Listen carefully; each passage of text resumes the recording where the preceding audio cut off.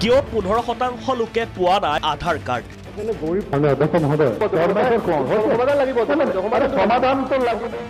Model anganwadi কেন্দ্ৰৰ নামত বৈষম্য কিয়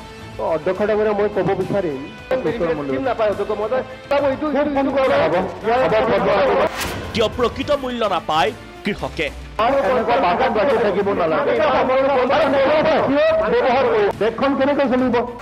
10 মিনিটৰ বাবে স্থগিত সদন এটা কোয়েশ্চন আওয়াজ আরে আস্তাবল কোয়েশ্চন করি আছে নাই The House adjourned for 10 minutes. Assam Vidhan Sabha budget অধিৱেশনৰ দ্বিতীয় দিন কোয়েশ্চন আওয়াজ যদি আপোনালোকে ডিবেট কৰি থাকে মই বহি থাকিম আকৌ 1 ঘণ্টাৰ প্ৰশ্নোত্তৰ কালত উত্তাল সদন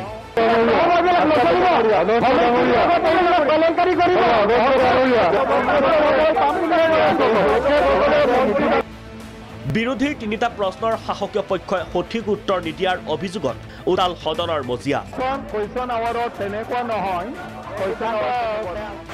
বিষয় 1 15% লোকে কেতিয়া পাব আধাৰ কাৰ্ড আধাৰ কাৰ্ডখিনি নোপোৱাৰ কাৰণে আজি যিখিনি বিভিন্ন চৰকাৰী আঁচনি আজি আইওয়াৰ ঘৰেই হওক আমাৰ পিডিএছৰ মানে চাউল দালিখিনিয়ে হওক বা যিমানখিনি বা যিমান সুবিধা আজি আমাৰ অনায়াম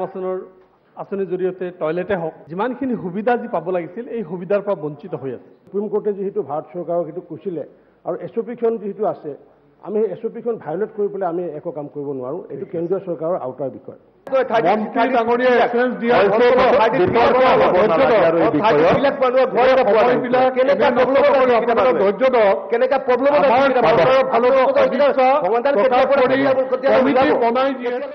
বিষয় 2 এতিয়া ত্ৰুটিমুক্ত হ'ব কৃষকৰ ধান ক্ৰয় প্ৰক্ৰিয়া Our FCI has got very abysmally low and bad record of procurement. Not even 0.5% of the paddy is being procured by FCI. 10 lakh metric tonne ধান আমি ক্ৰয় কৰিম আৰু বিভিন্ন এজেন্সিৰ জৰিয়তে এফচিআই হওক বা আমাৰ ফুড এণ্ড চিভিল সাৰ্ভিচ কৰ্পোৰেশ্যনে হওক নাফেডে হওক বা নাকপে হওক বা মাৰ্কেটিং বোৰ্ডে হওক এইবোৰৰ জৰিয়তে আমি 10 লাখ মেট্ৰিক টন ধান আমি ক্ৰয় কৰাৰ সিদ্ধান্ত অকল লোৱাই নহয়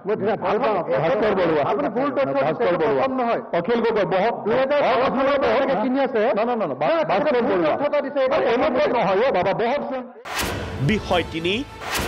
মডেল অংগনবাড়ী কেন্দ্ৰ আবণ্টনৰ নামত বৈষম্য কিয় সমষ্টিভিত্তিক মডেল অংগনবাড়ী কেন্দ্ৰৰ লিষ্ট মই এইকাৰণে বিচাৰিছিলোঁ আমি দেখা পাইছোঁ যে তাত সাংঘাতিক বৈষম্য এটা দেখা পাইছোঁ কোনো সমষ্টিত যদি 12, 13, 15টালৈকে হৈছে কোনো সমষ্টিত 2টালৈকে হৈছে গতিকে ইয়াত কৌশলগতভাৱে মন্ত্ৰী মহোদয়াই সমষ্টিভিত্তিক তালিকাটো নিদিলে ইয়াত কিছুমান আমি গাইডলাইন্স ধৰি দিছিলোঁ আৰু বিশেষভাৱে আমি যাতে প্ৰত্যেকটো এলেকা সামৰিব পাৰোঁ কাৰণ অংগনবাড়ী কেন্দ্ৰ নিৰ্মাণৰ গুৰিতে এটা কথা স্পষ্ট আছিল যে আমি শিশুৰ মৃত্যুৰ হাৰ কমাব লাগে আৰু প্ৰসূতিৰ মৃত্যুৰ হাৰ কমাব লাগে এই দুটা উদ্দেশ্য কৰি আমি আচলতে এই অংগনবাড়ী কেন্দ্ৰবিলাক আমি দিছোঁ আৰু বিশেষভাৱে আপোনালোকে জানি ভাল পাব অধ্যক্ষ মহোদয় এই 3000 কেন্দ্ৰৰ ভিতৰত আমি চাহ বাগানবিলাকক আমি প্ৰায়ৰিটি দিছোঁ এই 3 বিষয়ক লৈ মঙলবাৰে উত্তাল হৈ পৰে সদনৰ মজিয়া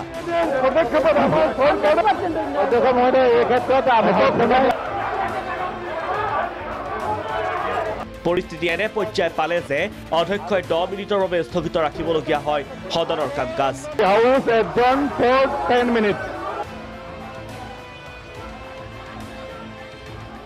উল্লেখযোগ্য যে বুধবাৰে বিত্তমন্ত্ৰী অজন্তা নেওগে সদনত উত্থাপন কৰিব 2022 আৰু 23 বৰ্ষৰ বাৰ্ষিক budget Ramen Kalita report Prag news